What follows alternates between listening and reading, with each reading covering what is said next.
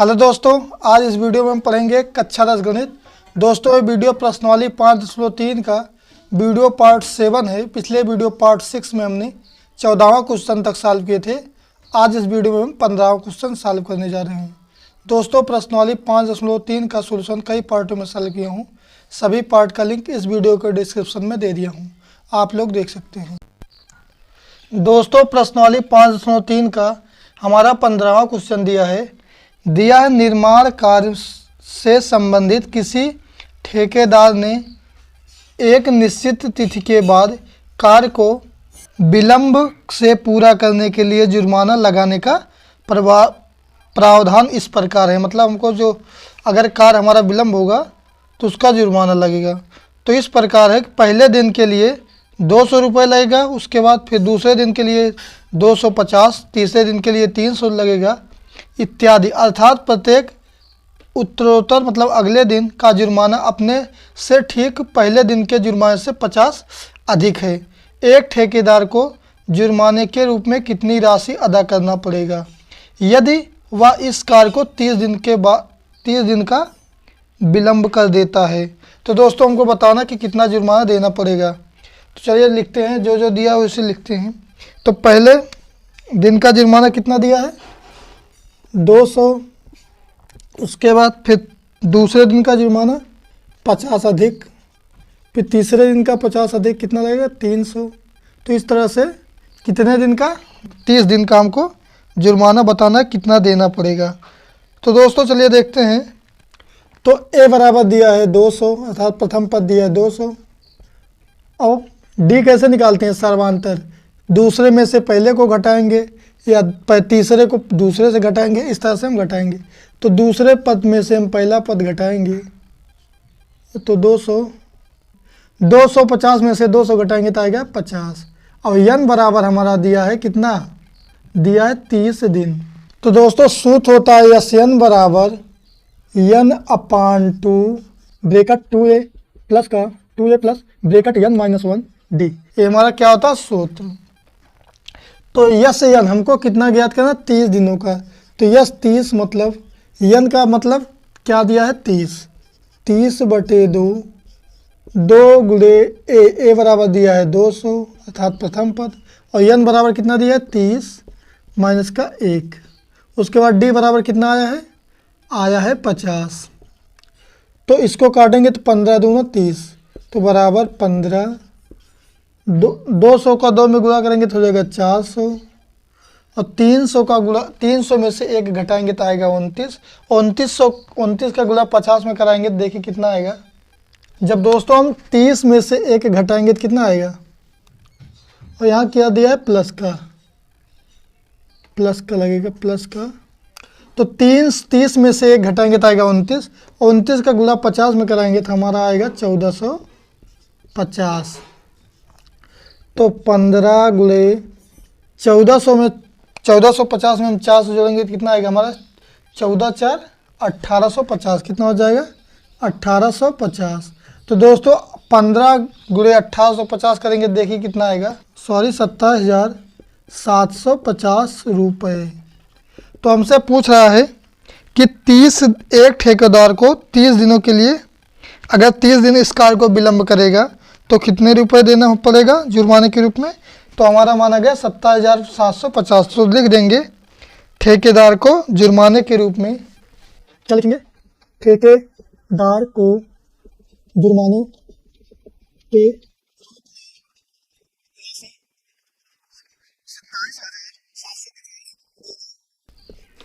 पड़ेगा या पड़ेगा, हाँ पड़ेगा।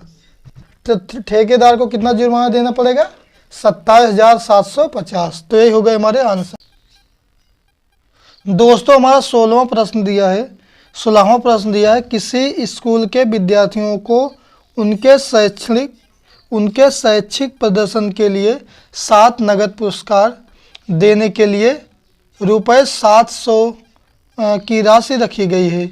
यदि प्रत्येक पुरस्कार अपने से ठीक पहले पुरस्कार से 20 कम है, मतलब जितने पुरस्कार मिलेंगे हर पुरस्कार से 20 कम है। जैसे देखिए अर्थात हमारा सर्वांतर दिया है कि डी बराबर 20, तो 20 कम है तो यदि प्रत्येक पुरस्कार अपने से ठीक पहले पुरस्कार 20 कम है तो प्रत्येक पुरस्कार का मान ज्ञात कीजिए। दोस्तों चलिए देखते हैं। जैसे हमको पता है कि जैसे किसी को मिला 100 रुपये, तो दूसरे वाले को कितना मिलेगा, 20 रुपये कम दे, मतलब 20 कम घटा देंगे तो कितना आएगा, होगा 80 रुपये। कितना मिलेगा, 80 रुपये। अर्थात डी बराबर कितना आ गया हमारा, माइनस का 20, अर्थात 20 कम है। देखिए डी बराबर दिया है तो माइनस का 2 मतलब माइनस का 20, क्योंकि 20 कम है। उसके बाद यन बराबर दिया है कितना, 700 रुपये। क्या दिया है, 700 रुपये। और उसके बाद यन बराबर हमारा मतलब विद्यार्थियों की संख्या, कितने विद्यार्थियों को देना है, 7। तो यन बराबर लिखेंगे 7। तो हम सूत्र लगाएंगे यन का। तो यन का सूत्र हमारा होता है n/2 ब्रैकेट में 2a प्लस का n - 1, डी क्या होता है हमारा, सार्वधातुक। तो n बराबर कितना दिया है, 7, अर्थात यह 7 लिखेंगे। तो n के स्थान पर क्या रखेंगे, 7/2, 2a तो हमको नहीं पता है, प्लस का। और दोस्तों देखिए यह n बराबर कितना दिया है, 700। कितना दिया है, 700। 700 बराबर 7/2, 2a। अब n के स्थान पर क्या रखेंगे, 7 - 1, और d का मान कितना आया, माइनस का 20। तो दोस्तों हमारा 7 गुणे में इधर जाएगा, भाग में होगा 700 के भाग में, और 2 भाग में है तो इधर जाएगा 700 के गुणे में होगा, बराबर 2a प्लस 7 में से 1 जाएगा, कितना बचेगा, 7 में से 1 जाएगा 6 बचेगा, और 20 छक्का कितना होगा, 120। तो भी माइनस का 20 छक्का 120। तो इसको काटेंगे, 7 दहम्मा 70, 1 0 हो गया। तो 100 सत्ते 700, अर्थात 100 दुइयाँ कितना होगा, 100 गुणे 2 बराबर 2a माइनस का 120। तो 100 दुइयाँ होगा 200।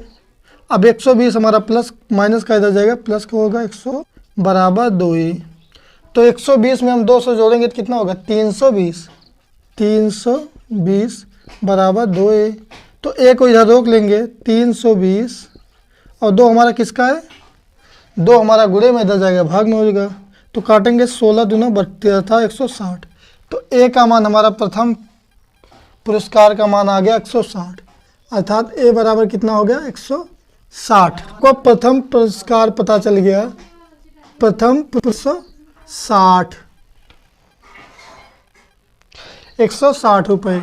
उसके बाद फिर क्या दिया है कि जो हमारा प्रथम पुरस्कार होगा, तो यदि प्रत्येक पुरस्कार अपने से ठीक पहले पुरस्कार से 20 कम है, तो मतलब जब दूसरा पुरस्कार होगा हमारा, दूसरा पुरस्कार हमारा क्या होगा, इसमें से 20 कम होगा, अर्थात 160 में से 20 घटाएंगे तो कितना आएगा, 160 में से 20 घटाएंगे तो आएगा हमारा मान 140, अर्थात दूसरा पुरस्कार कितना मिलेगा, 140 रुपये। तो दोस्तों इस तरह से लिख सकते हैं, पहला पुरस्कार मिलेगा 160, दूसरा पुरस्कार मिलेगा 20 कम करेंगे तो 140, और 140 में 20 करेंगे कम करेंगे तो 120, 140 में 20 कम करेंगे तो कितना हो जाएगा, 120, अर्थात 120 में से हम 20 घटाएंगे तो कितना आएगा, 100, तो कितना आएगा 100, और 100 में से हम 20 घटाएंगे तो कितना मान आएगा हमारा 80, और 80 में से 20 घटाएंगे 60। तो कितने विद्यार्थियों को देना है, 7 विद्यार्थियों को, 1 2 3 4 5 6। अब 60 में से 20 घटाएंगे तो हमारा मान कितना आएगा, 40, अर्थात पहला पुरस्कार मिलेगा 160 रुपये का, दूसरा पुरस्कार मिलेगा 140 रुपये का, और तीसरा पुरस्कार मिलेगा 120 रुपये का, चौथा 100 रुपये का, पाँचवा 80 रुपये का, छठवां 60 रुपये का, और सातवां 40 रुपये का पुरस्कार मिलेगा। तो हमने 7 पुरस्कार लिख दिया, कितने कितने का मिलेगा, यही हमारा मान ज्ञात हो गया। दोस्तों हमारा 17वां प्रश्न दिया है, एक स्कूल के विद्यार्थियों ने वायु प्रदूषण कम करने के लिए स्कूल के अंदर और बाहर पेड़ लगाने के बारे में सोचा। यह निर्णय लिया गया कि प्रत्येक कक्षा के प्रत्येक अनुभाग अपनी कक्षा की संख्या के बराबर पेड़ लगाएंगे। जैसे अगर हमारे कक्षा 1 के विद्यार्थी हैं तो कितने पेड़ लगाएंगे, अपने कक्षा के बराबर, तो 1 पेड़ लगाएंगे। अगर कक्षा 2 के विद्यार्थी होंगे तो 2 पेड़ लगाएंगे। लेकिन इसमें क्या दिया है निर्णय लिया, प्रत्येक कक्षा के प्रत्येक अनुभाग अपनी कक्षा की संख्या के बराबर पेड़ लगाएगा। कक्षा 1 का एक अनुभाग पेड़ लगाएगा, कक्षा 2 का एक अनुभाग 2 पेड़ लगाएगा, कक्षा 3 का एक अनुभाग 3 पेड़ लगाएगा, ऐसा कक्षा 12 तक चलता रहेगा। तो प्रत्येक कक्षा के 3 अनुभाग हैं। क्या दिया है? इसमें 3 सेक्शन बटा हुआ है। मतलब जो हमारे कक्षा 1 के कितने सेक्शन हुए? 3, अर्थात 3। तो कक्षा 1 का 3 क्लास चलेगा, अर्थात पहला सेक्शन, दूसरा सेक्शन, तीसरा सेक्शन, अर्थात ए बी सी, अर्थात कितने के होंगे? 1। तो तीनों हमारे जो सेक्शन होंगे तो कितने पेड़ लगाएंगे? कक्षा 1 के विद्यार्थी 3 पेड़ लगाएंगे। कैसे? कक्षा 1 का विद्यार्थी 1 पेड़ लगाएगा, ए वाला सेक्शन वाला 1 पेड़ लगाएगा, फिर बी वाला सेक्शन वाला 1 पेड़ लगाएगा, सी वाला 1 पेड़ लगाएगा। तो कितने पेड़ हो जाएंगे? 30। तो इसी प्रकार से हम हल करेंगे। तो दोस्तों इसमें दिया है कक्षा के 3 अनुभाग हैं। तो इस स्कूल में विद्यार्थियों द्वारा लगाए गए कुल पेड़ों की संख्या ज्ञात कीजिए। तो हमको कुल पेड़ों की संख्या ज्ञात करना है। तो दोस्तों सबसे पहले लिखते हैं, तो कक्षा 1 के विद्यार्थी कितने पेड़ लगाएंगे? 1 पेड़ लगाएंगे। कितने? 1 पेड़। लेकिन सेक्शन कितना है? 3 सेक्शन है। तो इसमें हम 3 से गुणा कर देंगे, तो 3 एक कम 3। तो कितने पेड़ लगाएंगे? 3 पेड़। उसके बाद कक्षा 2 के विद्यार्थी कितने पेड़ लगाएंगे? अपने कक्षा के बराबर पेड़ लगाएंगे। तो 2 पेड़ लगाएंगे, लेकिन 2 का भी सेक्शन कितना होगा? 3। तो इसमें 3 से गुणा करेंगे तो कितना हो जाएगा? 3 दूनी 6, अर्थात तीनों सेक्शन मिलाकर कक्षा 2 के विद्यार्थी 6 पेड़ लगाएंगे। उसके बाद कक्षा 3 का देख लेते हैं। तो कक्षा 3 के विद्यार्थी कितने पेड़ लगाएंगे? 3। तो 3 पेड़ लगाएंगे और सेक्शन कितना है? 3। इसमें भी 3 से गुणा कर देंगे तो कितना हो जाएगा? 3 त्रिका 9 पेड़। कक्षा 3 के विद्यार्थी 9 पेड़ लगाएंगे, तीनों सेक्शन मिलाकर। इस तरह से ऐसे जाते जाते हमारा कक्षा 12 तक की 2 पेड़ लगाएगा, ऐसा चलता रहेगा। और कहाँ तक चलता रहेगा? कक्षा 12 तक। तो लिखेंगे कक्षा 12 का, तो कक्षा 12 वाले कितने पेड़ लगाएंगे? 12 पेड़, क्योंकि दिया है कि अपने कक्षा के बराबर पेड़ लगाएंगे। तो 12 पेड़ लगाएंगे। और उसके बाद सेक्शन कितना बटा है कि हर कक्षा का सेक्शन 3 सेक्शन होगा, ए बी सी कुछ मान सकते हैं। तो इसमें 3 से गुणा करेंगे कितना हो जाएगा? बात यहाँ 36। तो हमको बताना है पेड़ों की संख्या, कितने पेड़ होंगे लगाएंगे विद्यार्थी पूरा मिलाकर। ऐसे देखिए, सबसे पहले 3, फिर प्लस का 6, प्लस का 9, डॉट डॉट डॉट कहाँ तक चलता रहेगा? 36, प्लस का 36 तक। तो सबसे पहले ए बराबर दिया है 3, और डी कैसे निकालते हैं? पहले दूसरे में से पहले को घटाएंगे, 6 में से 3 गए कितना आएगा? 2। और एन बराबर हमारा एन क्या होगा? एन क्या होगा? जो आखिरी पद होता है। तो आखिरी पद को हम एन बोलते हैं और क्या बोलते हैं? यल। 36 तक।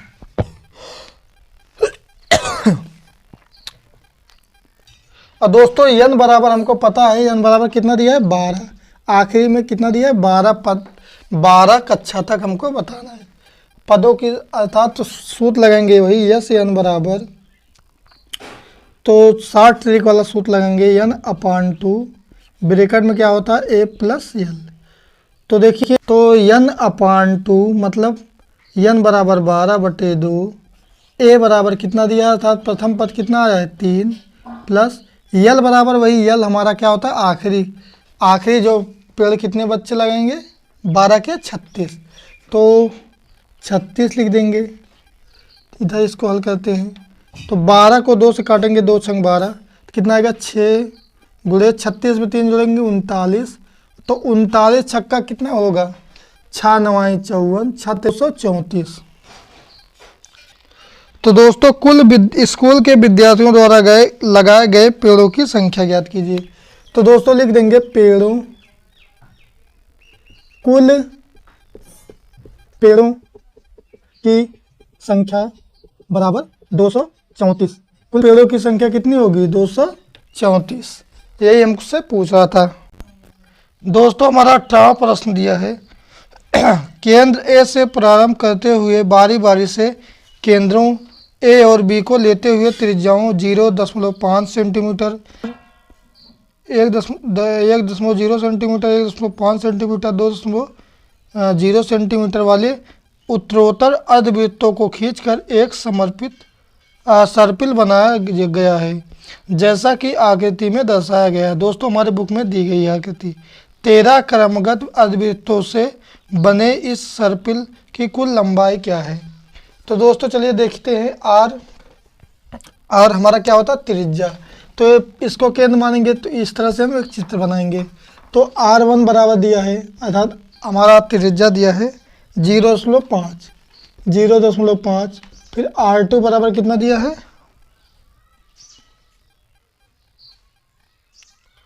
R2 बराबर दिया है 1.0। R3 बराबर दिया है 1.5 cm अर्थात सेंटीमीटर। उसके बाद R4 बराबर दिया है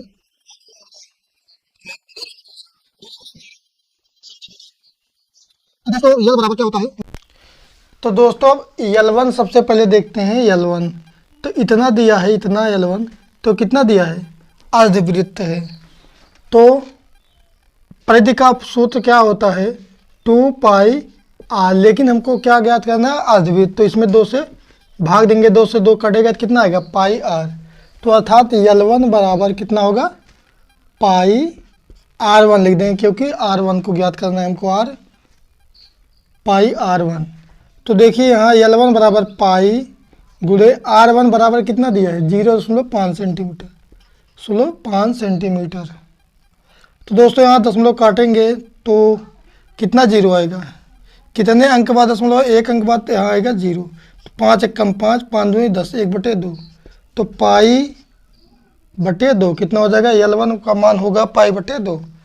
अब L2 का मान निकालते हैं तो होगा πr2 लिख देंगे।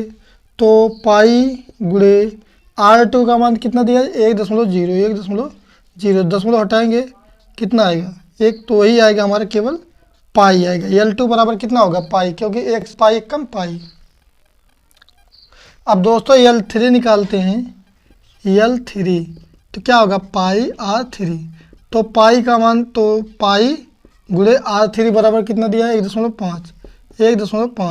तो इसको दशमलव काटेंगे, हटाएंगे तो कितना? 0 बुलाएंगे 1। तो इसको काट सकते हैं 5 से। 5 दूनी 10, 5 3 15। तो 3π/2। अब L4 बराबर कितना दिया है? R4 का मान कितना दिया है? 2.0। तो यहाँ दशमलव हटाएंगे, या कोई मतलब नहीं, केवल होगा 2π। L4 बराबर 2π। तो देखिए यहाँ सबसे पहला L1 हो गया हमारा, होगा दूसरा π/3, π/2, क्या आ गया हमारा? पाई। फिर क्या हो गया? तीसरा हमारा आ गया 3π/2। उसके बाद चौथा पाई। चौथा कितना आ गया हमारा? 2π। तो इसमें भी दोस्तों ए बराबर निकाल लेते हैं। तो ए बराबर कितना दिया है? π/2। और सूत्र डी बराबर निकालेंगे। डी कैसे निकालते हैं? तो दूसरे में से पहले को घटाएंगे, माइनस का π/2। किसमें हर को बराबर करेंगे, इसमें 2 से गुणा करेंगे, ऊपर नीचे, ऊपर तो हो जाएगा 2π माइनस का 5 बटे कितना होगा? 2।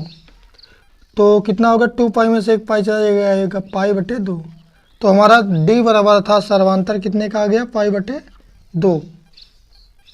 तो उसके बाद n बराबर कितना दिया है?